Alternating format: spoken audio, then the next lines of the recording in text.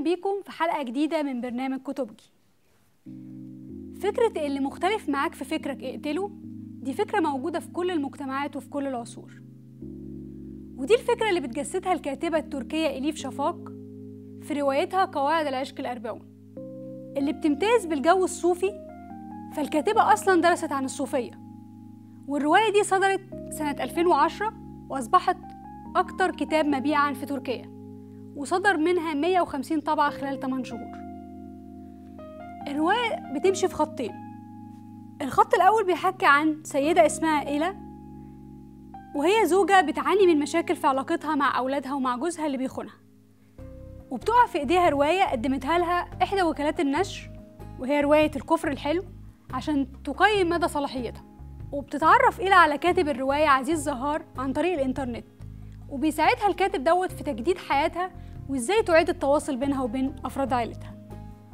الخط التاني من الرواية والأهم بيحصل في القرن ال13، وهي قصة شمس التبريزي. هو راجل صوفي بيقضي وقته في مدرسة صوفية في بغداد، وبيفضل شمس التبريزي جواه إحساس قوي إنه هيقابل الشخص اللي هيصاحبه باقي حياته.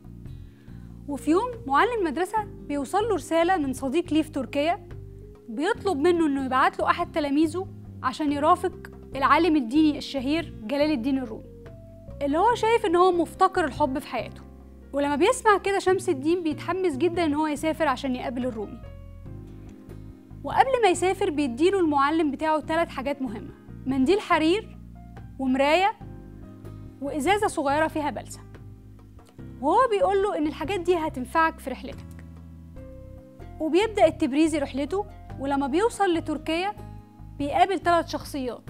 أول واحد بيقابله هو شحات عنده مرض البرص، والشحات دوت مش محدش طايقه في البلد كلها بسبب وحاشة شكله. بيقعد معاه شمس الدين التبريزي وبيتكلم معاه، وهو ماشي بيديله المراية وبيقول له دي هتفكرك إن أنت بتحمل الله داخلك. وبعد كده بيقابل فتاة عاهرة كانت بتجري من الناس اللي كانوا بيحاولوا يطردوها من الجامع، عشان فكرت إن هي تحضر محاضرة للعالم الجليل جلال الدين الرومي، فاتنكرت في لبس ودخلت الجامع، ولكن للأسف اكتشفوها وبدأوا يبهدلوها على عملتها ديت. لكن شمس الدين أنقذها منهم وقعد برضو يتكلم معاها، وهو ماشي اداها المنديل الحرير وقال لها ده هيفكرك إن قلبك نقي وإن الله جواكي. وبعد كده في ليل نفس اليوم قابل شمس الدين شخص سكران مرمي في الشارع، بعد ما كان ضربوه الحراس لأنهم لقوه ماشي سكران في الشارع، وده حاجة لا تليق دينيا. فقام شمس الدين شاله للبيت وبدأ يطهر له جروحه بالبلسم اللي كان معاه في الإزازة. لحد هنا إليف بتحاول تورينا شكل المجتمع اللي عايش فيه جلال الدين الرومي. بعد كده جه اليوم اللي قابل شمس الدين فيه جلال الدين الرومي، وخدوا جلال الدين الرومي لبيته وقعدوا مع بعض لمدة 40 يوم متواصلة بيتناقشوا في قواعد العشق الأربعون اللي كان بيعلمها شمس الدين طول رحلته. وبدأ جلال الدين يسيب أسرته ومريديه ودروسه عشان يقضي طول الوقت مع شمس الدين، يفضلوا طول الوقت بيتبادلوا العلم والمبادئ الدينية الهامة للحياة. وفعلا علم شمس الدين التبريزي العالم الرومي ازاي يتعامل مع العاهرات والسكرانين ويقعد معاهم ويقدم لهم الحب. وكل ده خلاه يتكره في البلد جدا، لأن خلى الناس تحس إن جلال الدين كفر بدينه.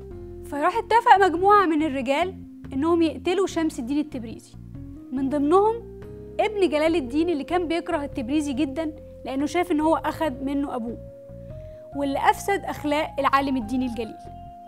وفعلا قاموا بقتله. وبعد قتل شمس الدين التبريزي عاش جلال الدين الرومي حياة صعبة جدا بسبب فقدان صاحبه. من المبادئ اللي كان بيعلمها شمس الدين التبريزي: لقد خلقنا على صورته، ومع ذلك فإننا جميعا مخلوقات مختلفة ومميزة، ولا يوجد شخصان متشابهان، ولا يخفق قلبان لهما الإيقاع ذاته. ولو أراد الله أن نكون متشابهين لخلقنا متشابهين. لذلك فإن عدم احترام الاختلافات وفرض أفكارك على الآخرين يعني عدم احترام النظام المقدس الذي صنعه الله. وكان بيقول: من السهل أن تحب إلها يتصف بالكمال والنقاء والعصمة، ولكن الأصعب من ذلك أن تحب إخوانك البشر بكل نقائصهم وعيوبهم. تذكر أن المرء لا يعرف إلا ما هو قادر على أن يحب، فلا حكمة من دون حب، وما لم نتعلم كيف نحب خلق الله فلن نستطيع أن نحب ونعرف الله حقا. أنا بنصحكم تقروا الرواية لأنها مكتوبة بأسلوب جميل وبتقدم مبادئ حياتية حلوة أوي، وكمان بتساعدك تعرف إزاي تعيش مع الآخر، لأن هو ده المهم في حياتك. مفيش عبادة أو حياة دينية بتنفع من غير قبول الآخر. الرواية مش بتقدم قواعد عشق خاصة بالعلاقة بين الرجل والمرأة، لكنها قواعد حب لعلاقتك مع الله ومع إخواتك البشر، سواء من دين آخر أو من ثقافة أخرى. استنونا الحلقة الجاية من برنامج كتبكي.